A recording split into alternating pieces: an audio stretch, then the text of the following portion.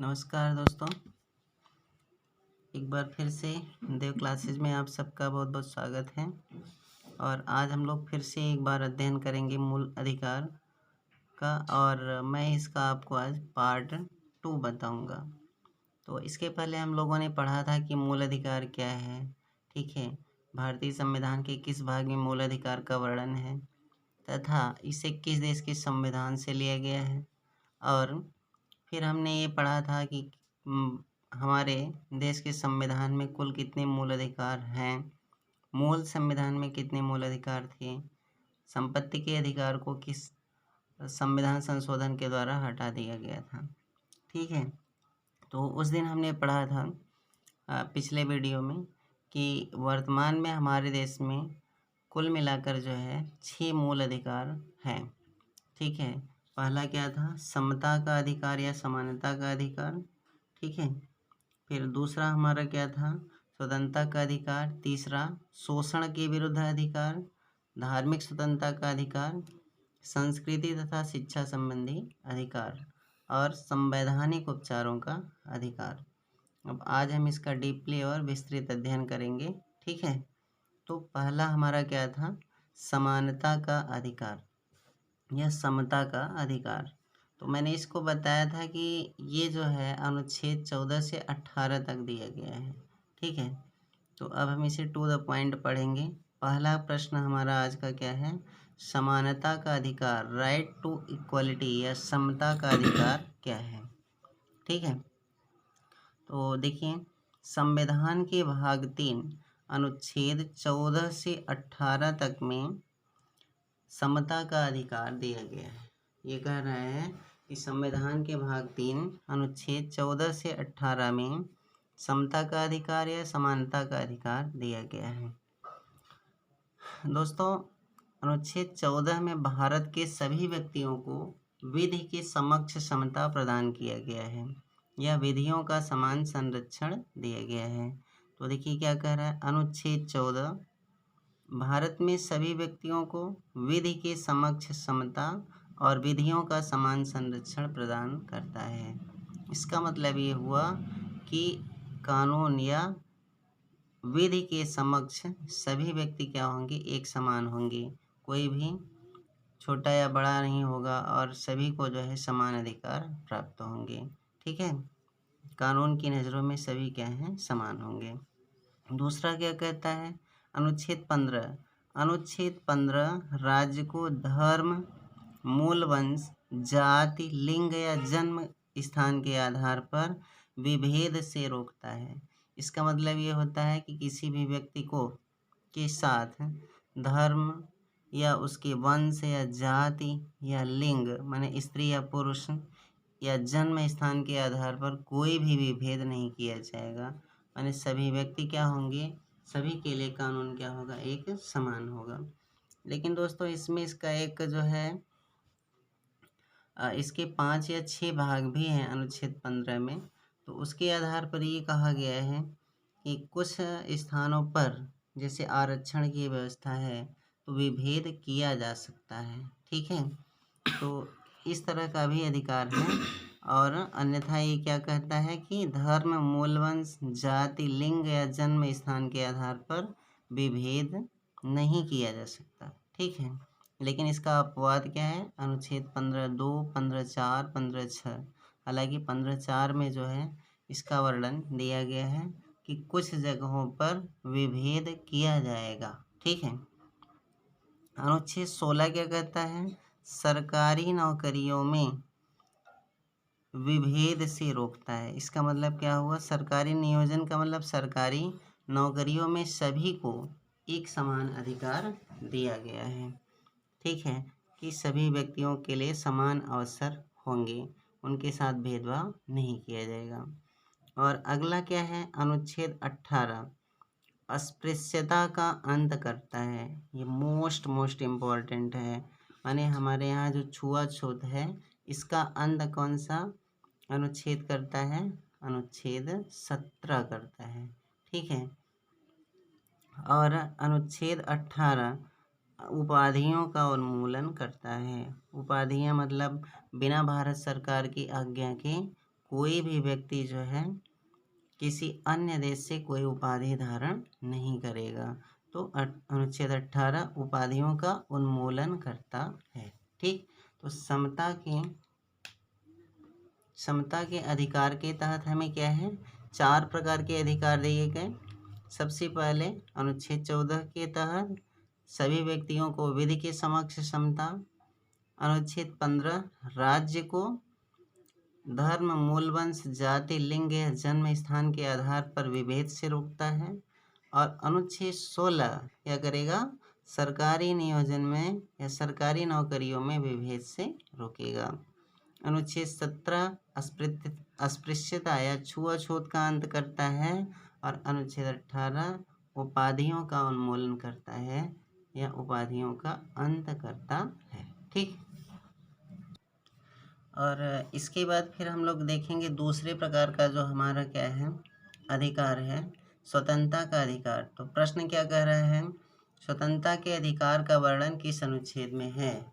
तो स्वतंत्रता के अधिकार, तो स्वतंत्रता के अधिकार का वर्णन भाग 3 में अनुच्छेद 19 से 22 तक है। अनुच्छेद 19 से 22 तक स्वतंत्रता के मूल अधिकार को दिया गया है।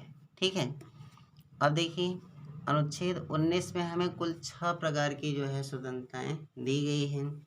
जैसे कह रहा है वाक एवं अभिव्यक्ति की स्वतंत्रता, शांतिपूर्ण निरायुध सम्मेलन की स्वतंत्रता, संगठन या संघ बनाने की स्वतंत्रता, भारत में अबाध संचरण की स्वतंत्रता। फिर 5वां क्या है, भारत के किसी भी भाग में निवास की स्वतंत्रता और आजीविका या कारोबार की स्वतंत्रता। तो देखिए अगर हम सोचें तो सबसे पहले हमें क्या है, वाक एवं अभिव्यक्ति की स्वतंत्रता दी गई है। ठीक है, बोलने की स्वतंत्रता दी गई। जब हम बोलेंगे तो उसके बाद दूसरा हमारे दिमाग में क्या आएगा, सभा करने की या सम्मेलन करने की स्वतंत्रता दी गई। फिर क्या है, संगठन बनाने की स्वतंत्रता दी गई। ठीक है, और फिर क्या है, अबाध संचरण की स्वतंत्रता दी गई, माने भारत में कहीं भी घूमने की स्वतंत्रता दी गई। फिर भारत के किसी भी भाग में निवास करने की स्वतंत्रता, माने हम कहीं भी रह सकते हैं। लेकिन जैसे पहले क्या है, 2019 के पहले जम्मू कश्मीर में यह स्वतंत्रता नहीं थी, लेकिन अब वहाँ भी हमें बसने की स्वतंत्रता है और आजीविका या कारोबार करने की स्वतंत्रता है। ठीक, अब देखते हैं इससे रिलेटेड या स्वतंत्रता के अधिकार से रिलेटेड कुछ क्वेश्चन आते हैं, उसके बारे में हम समझते हैं। कह रहा है कि प्रेस की स्वतंत्रता का वर्णन किस अनुच्छेद में है। तो आपको ध्यान रखना है, प्रेस की स्वतंत्रता का वर्णन अनुच्छेद 19(1) क में है। एक बात और बता दूं दोस्तों कि प्रेस को भारतीय लोकतंत्र का चौथा स्तंभ माना जाता है। ठीक है, तो एक बार क्वेश्चन पूछा था या कई बार पीसीएस जैसे एग्जाम्स में एक क्वेश्चन पूछता है कि लोकतंत्र का चौथा स्तंभ किसे माना जाता है, तो प्रेस को माना जाता है। ठीक है, और इसका वर्णन संविधान के किस अनुच्छेद में है, अनुच्छेद 19(1) क में। ठीक, इसका वर्णन वाक एवं अभिव्यक्ति की स्वतंत्रता के अंतर्गत दिया गया है। ठीक है, आगे देखिए राष्ट्रीय ध्वज फहराने का अधिकार किस अनुच्छेद में है। तो आपको ध्यान रखना है, राष्ट्रीय ध्वज फहराने का अधिकार, मतदाता को सूचना का अधिकार, चुप रहने का अधिकार। ये क्या है, राष्ट्रगान के मामले में जैसे कि कुछ अल्पसंख्यक या मुस्लिम समुदाय के लोग हैं तो उनको अपने धर्म के आधार पर क्या है, वो अगर राष्ट्रगान करना पसंद नहीं करते हैं तो उन्हें चुप रहने का अधिकार है। ऐसा जो है सुप्रीम कोर्ट के एक निर्णय में कहा गया था। तो राष्ट्रीय ध्वज फहराने का अधिकार, मतदाता को सूचना का अधिकार, चुप रहने का अधिकार एक मूल अधिकार है और इसका वर्णन कहाँ दिया गया है, अनुच्छेद 19(1) क में। ठीक है, आगे देखते हैं। अब देखिए इतने ही क्वेश्चन इससे आते हैं। अब जैसे अगर मान लीजिए कि आपको वाक एवं अभिव्यक्ति की बात करता है, अनुच्छेद 19(1) क हो गया, तो शांतिपूर्ण निरायुध सम्मेलन की बात करेगा तो 1 ख हो जाएगा। ठीक है, संगठन या संघ बनाने की बात करेगा तो उसमें इसी तरह से आप जोड़ते जाइए। हालांकि इतना डीपली क्वेश्चन जल्दी नहीं पूछता, तो हमें क्या ध्यान रखना है, ये प्रेस की स्वतंत्रता वाला और फिर उसके बाद राष्ट्रीय ध्वज फहराने का अधिकार। अनुच्छेद 19 से बस इतना ही क्वेश्चन पूछेगा। इसके बाद क्या होगा हमें ध्यान देना है अनुच्छेद 20 में। तो अनुच्छेद 20 में कौन सा अधिकार दिया गया है, तो अनुच्छेद 20 में अपराधों के लिए दोष सिद्धि के संबंध में संरक्षण दिया गया है। ठीक है, इसका मतलब ये होगा कि अनुच्छेद 20 में किसका वर्णन है, अपराधों के लिए दोष सिद्धि के संबंध में संरक्षण।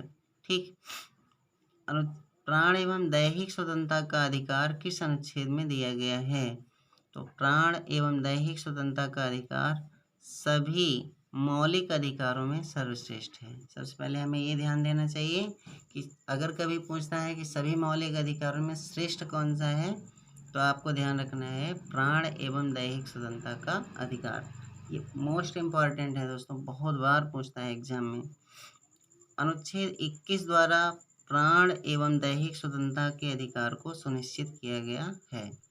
और एक बात और आपको बता दूं कि जब भी आपातकाल के दौरान सभी मूल अधिकार समाप्त हो जाएंगे, लेकिन अनुच्छेद 21 व 20 को समाप्त नहीं किया जाता। हालांकि 21 की ही बात करता है कि प्रत्येक व्यक्ति को उसके प्राण एवं दैहिक स्वतंत्रता के अधिकार से वंचित नहीं किया जाएगा। ठीक है, तो ये अधिकार हमारा समाप्त नहीं होता। ठीक है, अब इसके तहत कई अधिकार आते हैं, जैसे मान लीजिए शिक्षा पाने का अधिकार किस अनुच्छेद में दिया गया है, तो शिक्षा पाने का अधिकार अनुच्छेद 21 क के तहत जो है शिक्षा पाने का अधिकार दिया गया है। और इसका वर्णन कब किया गया, 86वें संविधान संशोधन 2002 के द्वारा इसे एक मूल अधिकार घोषित किया गया है। अभी हाल ही में जो है पीटी का एग्ज़ाम हुआ था, तो उसमें ये पूछा था कि शिक्षा का अधिकार कैसा अधिकार है, तो आपको ध्यान रखना है यह एक मूल अधिकार है। ठीक है, और इसका वर्णन कहाँ है, अनुच्छेद 21 क में है। और ये भी ध्यान रखेंगे 86वां संविधान संशोधन 2002, ये कई बार पूछा है। ठीक है, इसके तहत क्या है, 6 से 14 वर्ष तक के बच्चों को शिक्षा प्रदान करने का कार्य राज्य करेगा। ठीक है, ऐसा जो है अधिकार दिया गया है। ठीक है, और 1 से 6 वर्ष तक के बच्चों को या 1 से 5 वर्ष तक के बच्चों को नीति निर्देशक तत्व के तहत उनके माता पिता का कर्तव्य होगा कि उन्हें जो है शिक्षा प्रदान करें। ठीक है, आगे देखते हैं गिरफ्तारी और निरोध से संरक्षण किस अनुच्छेद में दिया गया है, तो अनुच्छेद 22 में गिरफ्तार किए गए व्यक्तियों को गिरफ्तारी व निरोध से संरक्षण प्रदान किया गया है। ठीक है, तो ये हमारा क्या हो जाता है, स्वतंत्रता का अधिकार। ये दूसरे टाइप्स का हो गया। अब हम लोग बात करेंगे तीसरे टाइप्स का, और वो है शोषण के विरुद्ध अधिकार। इसके बाद हम तीसरे टाइप्स के मूल अधिकार की बात करेंगे, तो वह क्या है, शोषण के विरुद्ध अधिकार। शोषण के विरुद्ध अधिकार का वर्णन किस अनुच्छेद में है, तो आपको बता दूं दोस्तों, इसका वर्णन अनुच्छेद 23 व 24 में है। 23 व 24 में है, और इसमें 2 तरह के जो है अधिकार हमें दिए गए हैं। पहला क्या है, अनुच्छेद 23 हमें यह अधिकार प्रदान करता है कि मानव का दुर्व्यापार या बलात् श्रम आदि का प्रतिषेध किया गया है। अर्थात न तो मानव का दुर्व्यापार किया जाएगा और न ही बलात् श्रम मतलब उससे ज़बरदस्ती काम करवाया जाएगा। ठीक है, जबकि अनुच्छेद 24 में क्या कहता है, अनुच्छेद 24 के अंतर्गत कारखानों आदि में बालकों के नियोजन पर रोक लगाता है। अर्थात जो ऐसे खतरनाक प्लेस हैं, कारखाने आदि हैं, उनमें बालकों का नियोजन या उन्हें कार्य पर नहीं रखा जाएगा। ठीक है, आगे कर रहा है अनुच्छेद 23(1) के द्वारा मानव दुर्व्यापार और बेगार तथा इसी प्रकार अन्य बलात्श्रम प्रतिनिषिद्ध कर दिया गया है तथा इसका उल्लंघन अपराध घोषित किया गया है। तो ये कह रहा है कि निश्चित रूप से मानव का दुर्व्यापार और उनसे जो है ज़बरदस्ती काम कराना या बिना पैसे दिए काम कराना, इन सब पर प्रतिबंध किसके तहत लगाया गया? अनुच्छेद 23(1) या अनुच्छेद 23 के अंतर्गत। अनुच्छेद 24 14 वर्ष से कम आयु के बालकों के बारे में है और इसके तहत 14 वर्ष से कम आयु के बालकों को कारखानों में, खानों में या अन्य किसी जोखिमपूर्ण कार्य में नियोजन को निषेध किया गया है। अर्थात जोखिमपूर्ण कार्यों में 14 वर्ष से कम आयु के बच्चों को नहीं लगाया जाएगा। ठीक है, तो ये हुआ हमारा अनुच्छेद 23 व 24 के तहत शोषण के विरुद्ध अधिकार। फिर देखते हैं धर्म की स्वतंत्रता का अधिकार। तो हमारा चौथे टाइप्स का क्या होगा? धार्मिक स्वतंत्रता का अधिकार। धार्मिक स्वतंत्रता का अधिकार किस अनुच्छेद में दिया गया है? तो दोस्तों याद रखें, धार्मिक स्वतंत्रता का अधिकार अनुच्छेद 25 से 28 में दिया गया है और यह अधिकार चाहे भारतीय हो चाहे विदेशी हो, सभी को जो है प्राप्त है। हमारे संविधान में क्या है? धार्मिक स्वतंत्रता का अधिकार उद्देशिका में पंथ निरपेक्ष शब्द को जोड़कर दिया गया है। अगर हम देखें तो 42वें संविधान संशोधन द्वारा क्या है? उद्देशिका में पंथ निरपेक्ष शब्द को जोड़ा गया और पंथ निरपेक्ष शब्द का अर्थ क्या होगा?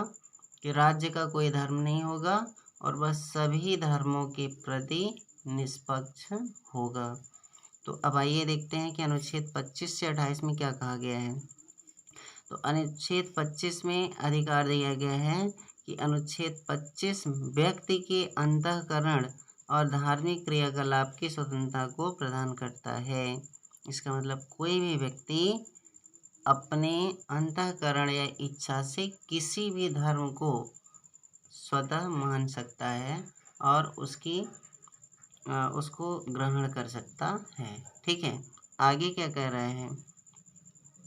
संविधान का कौन सा अनुच्छेद धार्मिक संप्रदायों को धार्मिक कार्यों के प्रबंधन की स्वतंत्रता प्रदान करता है? तो ध्यान रखेंगे, अनुच्छेद 26 क्या करता है?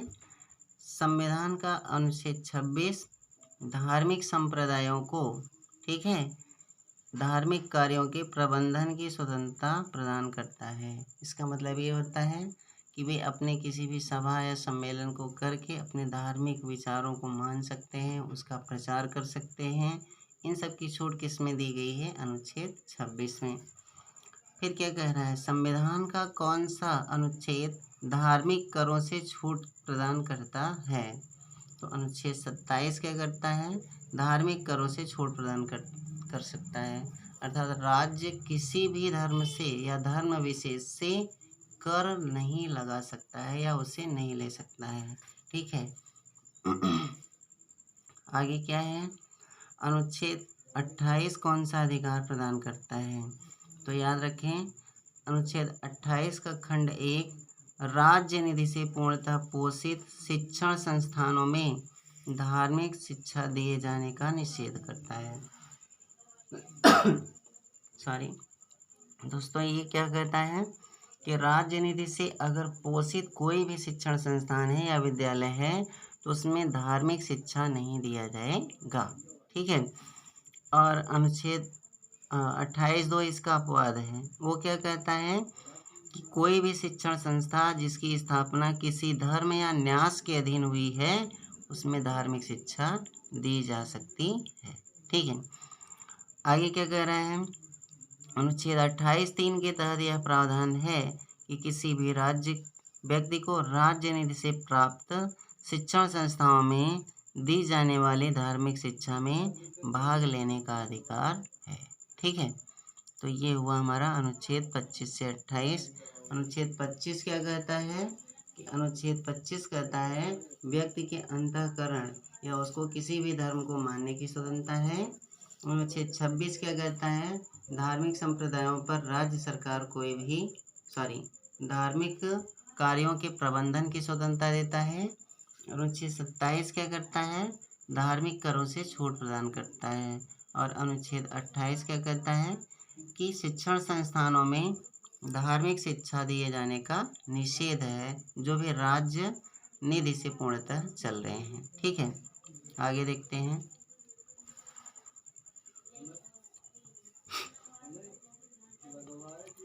आगे है हमारा शिक्षा व संस्कृति संबंधी अधिकार। तो ये 5वें टाइप्स का है, शिक्षा व संस्कृति संबंधी अधिकार। तो अनुच्छेद 29 व 30 में 5वें मूल अधिकार के रूप में शिक्षा व संस्कृति संबंधी अधिकार दिए गए हैं। अनुच्छेद 29 क्या कहता है, अनुच्छेद 29 अल्पसंख्यक वर्गों के हितों को संरक्षण प्रदान करता है। ठीक है, तो उनकी संस्कृति को मानने का, उनके हितों के संरक्षण को कौन प्रदान करेगा या कौन रक्षा करेगा, अनुच्छेद 29। और अनुच्छेद 30 क्या करता है, अल्पसंख्यक वर्गों को शिक्षण संस्थाओं की स्थापना व प्रशासन का अधिकार देता है। जैसे मदरसों का निर्माण हुआ, ये सब क्या करते हैं, अल्पसंख्यक लोग करते हैं, तो इसका अधिकार उन्हें किस अनुच्छेद के तहत दिया गया है, अनुच्छेद 30। ठीक है, तो इसमें 2 है। पहला, शिक्षा व संस्कृत संबंधी अधिकार किस में दिया गया है, अनुच्छेद 29 व 30 में। अनुच्छेद 29 क्या कहता है, अल्पसंख्यक वर्गों के हितों को संरक्षण प्रदान करेगा।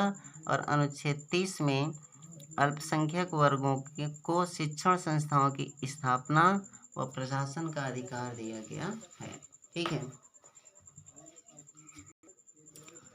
इसके बाद दोस्तों हम लोगों का लास्ट 6वां मूल अधिकार है, संवैधानिक उपचारों का अधिकार।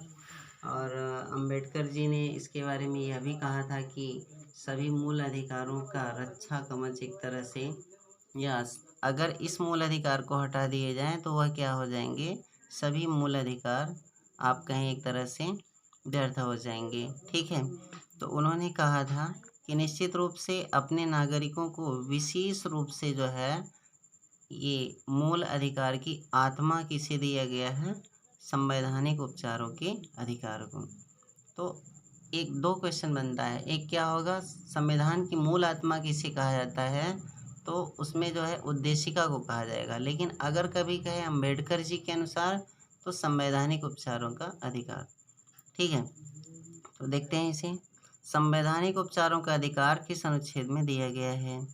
तो इसमें कहा गया है कि अनुच्छेद 32 के तहत जो है, अनुच्छेद 32 के तहत संवैधानिक उपचारों का अधिकार एक महत्वपूर्ण मूल अधिकार है। माने अनुच्छेद 32 के तहत संवैधानिक उपचारों का अधिकार दिया गया है। तो इसमें होता क्या है दोस्तों, इसमें यह होता है कि अनुच्छेद 32 के तहत अगर किसी व्यक्ति के मूल अधिकार का उल्लंघन होता है तो वह इसी अधिकार, संवैधानिक उपचारों के अधिकार के तहत उच्चतम न्यायालय की शरण में जा सकता है। ठीक है, और इसके तहत जो है 2 अनुच्छेद होंगे।